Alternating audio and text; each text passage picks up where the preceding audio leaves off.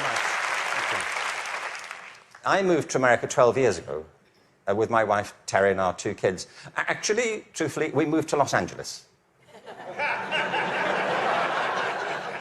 Thinking we were moving to America. But anyway, it's a short plane ride from Los Angeles to America. I got here 12 years ago, and when I got here, I was told various things, like, Americans don't get irony. Have you come across this idea? It's not true. I've travelled a whole length and breadth of this country. I have found no evidence that Americans don't get irony. It's one of those cultural myths, like the British are reserved. I don't know why people think this. We've invaded every country we've encountered. But it's not true Americans don't get irony, but I just want you to know that that's what people are saying about you behind your back. You know, when you leave living rooms in Europe, people say, thankfully, nobody was ironic in your presence. But I knew that Americans get irony when I came across that legislation, No Child Left Behind. Because whoever thought of that title gets irony. Don't they?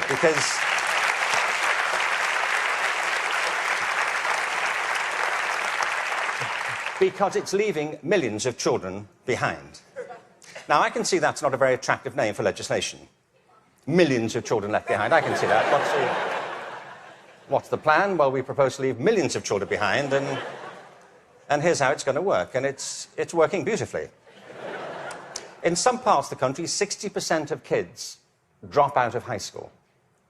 In the Native American communities, it's 80% of kids. If we halved that number, one estimate is it would create a net gain to the US economy over 10 years of nearly $1 trillion.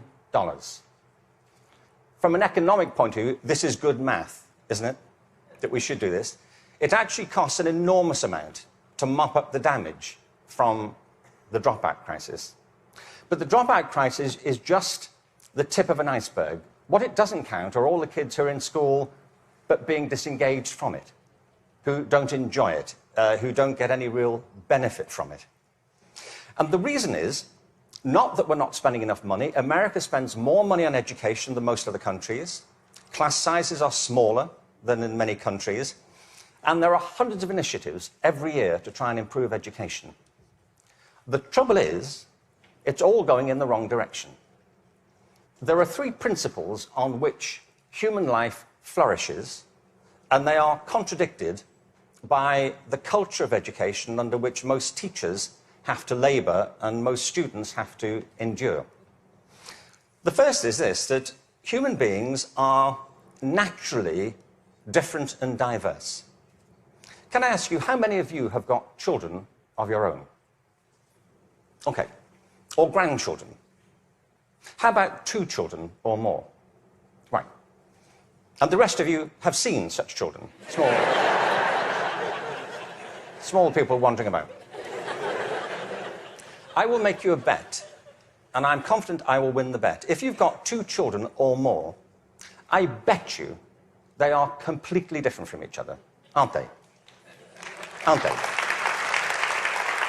You would never confuse them, would you? Like, which one are you? Remind me. You know, your mother and I are going to introduce some colour-coding system so we don't get confused. Education under No Child Left Behind is based on not diversity, but conformity. What schools are encouraged to do is to find out what kids can do across a very narrow spectrum of achievement. One of the effects of No Child Left Behind has been to narrow the focus onto the so-called STEM disciplines. They're very important. I'm not here to argue against science and math. On the contrary, they're necessary, but they're not sufficient. A real education has to give equal weight to the arts, the humanities, to physical education. An awful lot of kids... Sorry, thank you.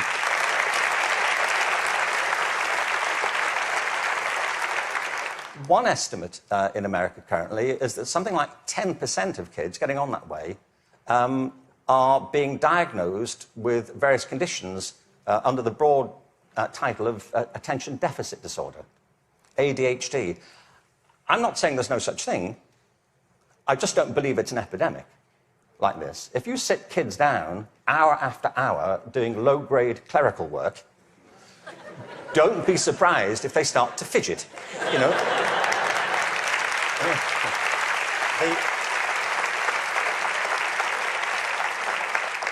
Children are not, for the most part, suffering from a psychological condition. They're suffering from childhood, you know,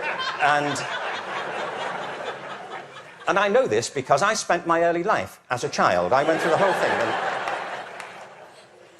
kids prosper best with a broad curriculum that celebrates their various talents, not just a small range of them. And by the way, the arts aren't just important because they improve math scores, they're important because they speak to parts of children's being which are otherwise untouched. The second... Thank you.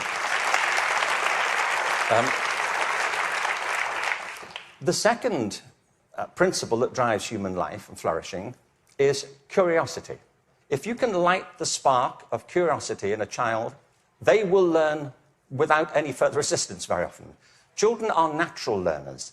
It's a real achievement to put that particular ability out or to stifle it. Curiosity is the kind of engine of achievement. Now, the reason I say this is because one of the effects of the current culture here, if I can say so, has been to deprofessionalize teachers. There is no system in the world or any school in the country that's better than its teachers. Teachers are the lifeblood of the success of schools. But teaching is a creative profession. Teaching properly conceived is not a delivery system. You know, you're not there just to pass on received information. Great teachers do that. But what great teachers also do is mentor, stimulate, provoke, engage. You see, in the end, education is about learning. If there's no learning going on, there's no education going on. And people can spend an awful lot of time discussing education without ever discussing learning. The whole point of education is to get people to learn. A friend of mine, an old friend, actually very old, he's dead. That's as old as he gets, I'm afraid. So, but a wonderful guy, he was, a wonderful philosopher. He used to talk about the difference between the task and achievement senses of verbs. You know, you can be engaged in the activity of something, but not really be achieving it. It's like dieting. It's a very good example, you know. There he is, he's dieting. Is he losing any weight? Not really. Teaching is a word like that. You can say, there's Deborah, she's in room 34, she's teaching. But if nobody's learning anything, she may be engaged in the task of teaching, but not actually fulfilling it. The role of a teacher is to facilitate learning. That's it. And part of the problem is, I think, that the culture of, the dominant culture of education has come to focus on not teaching and learning, but testing. Now, testing is important. Standardized tests have a place. But they should not be the dominant culture of education. They should be diagnostic. They should help. You know, if I go for a medical examination, I want some standardized tests. I do. You know, I want to know what my cholesterol level is compared to everybody else's on a standard scale. I don't want to be told on some scale my doctor invented in the car. You know, your cholesterol is what I call level orange. Really? Is that good? We don't know. But all that should support learning. It shouldn't obstruct it, which of course it often does. So in place of curiosity, what we have is a culture of compliance. Our children and teachers are encouraged to follow kind of routine algorithms rather than to excite that power of imagination and curiosity. And the third principle is this, that human life is inherently creative. It's why we all have different resumes. We create our lives, and we can recreate them as we go through them. It's the common currency of being a human being. It's why human culture is so interesting and diverse and dynamic. I mean, other animals may well have imaginations and creativity, but it's not so much in evidence, is it, as ours. I mean, you may have a dog. you know, and your dog may get depressed. You know, but it doesn't listen to Radiohead, does it? And, you know, sit staring out the window with a bottle of Jack Daniels. And you say, would you like to come for a walk? He said, no, I'm fine. No. You go. I'll wait, I'll go. Yeah. But take pictures. We all create our own lives through this restless process of imagining alternatives and possibilities, and one of the roles of education is to awaken and develop these powers of creativity. Instead, what we have is a culture of standardization. Now, it doesn't have to be that way. It really doesn't. Finland regularly comes out top in maths, science and reading. Now, we only know that's what they do well at because that's all that's being tested currently. That's one of the problems of the tests. They don't look for other things that matter just as much. The thing about work in Finland is this. They don't obsess about those disciplines. They have a very broad approach to education, which includes humanities, physical education, the arts. Second, there is no standardized testing in Finland. I mean, there's a bit, but it's not what gets people up in the morning. It's not what keeps them at their desks. And the third thing is, I was at a meeting recently with some people from Finland, actual Finnish people, and so somebody from the American system was saying to the people in Finland, what do you do about the dropout rate in Finland? And they all looked a bit bemused and said, well, we don't have one. Why would you drop out? If people are in trouble, we get them quite quickly and help them and we support them. Now, people always say, well, you know, you can't compare Finland to America. No, I think there's a population of around 5 million in Finland. But you can compare it to a state in America. Many states in America have fewer people in them than that. I mean, I've been to some states in America and I was the only person there. Really. Really, I was asked to lock up when I left. But what all the high-performing systems in the world do is currently what is not evident, sadly, across the systems in America. I mean, as a whole. One is this. They individualize teaching and learning. They recognize that it's students who are learning, and the system has to engage them, their curiosity, their individuality, and their creativity. That's how you get them to learn. The second is that they attribute a very high status to the teaching profession. They recognize that you can't improve education if you don't pick great people to teach and if you don't keep giving them constant support and professional development. Investing in professional development is not a cost, it's an investment.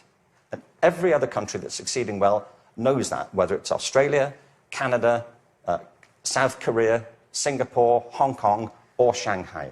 They know that to be the case. And the third is they devolve responsibility to the school level for getting the job done. You see, there's a big difference here between going into a mode of command and control in education. That's what happens in some systems. You know, central governments decide or state governments decide, they know best and they're going to tell you what to do. The trouble is that education doesn't go on in the committee rooms of our legislative buildings.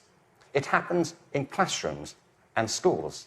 And the people who do it are the teachers and the students. And if you remove their discretion, it stops working. You have to put it back to the people.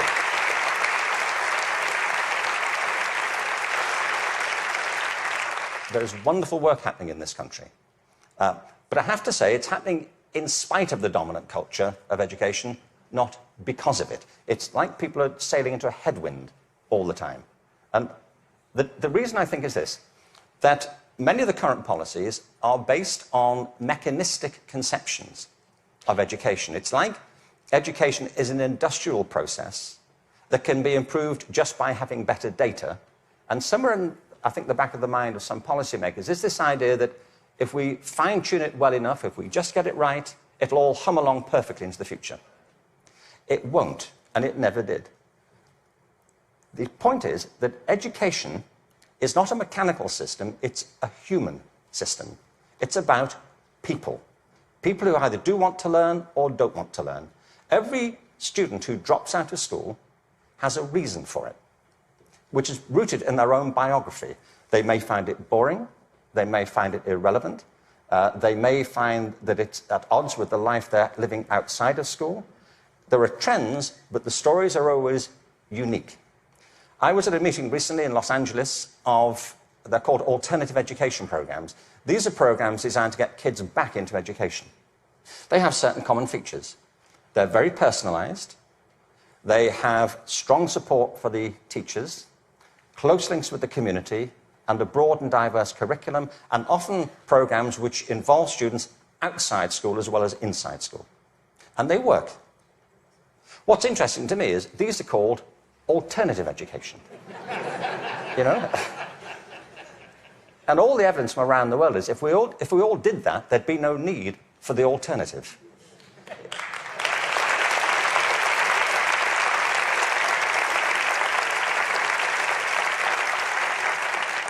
So I think we have to embrace a different metaphor.